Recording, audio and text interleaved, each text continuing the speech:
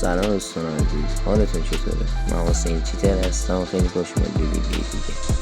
امروز اومدیم با آموزش باز کردن رنگ گل و دایموند برای اسنایپ ها. وارد مولتیمون میشیم، همون اسنایپی که دوست دارید انتخاب میکنم. میایم اینجا.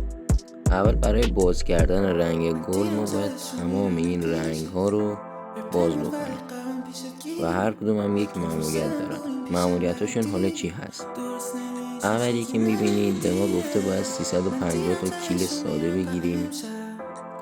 دومی که میبینید به ما گفته 45 تا کیل رو باید نشسته بگیریم و سومی 120 تا کیل از راه دور. چهارمی 125 تا کیل فول اتچمنت.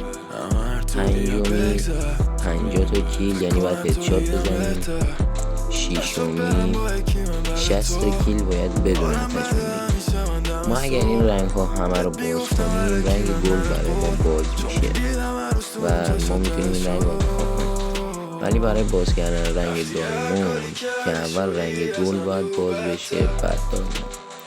اگر شما رنگ گل رو باز کردید بعد برای رنگ دایموند ما باید 120 تا دست بازی کنیم و هر دست هم 10 تا کیل بگیریم تا بتونیم این رنگ جذاب رو باز بکنیم.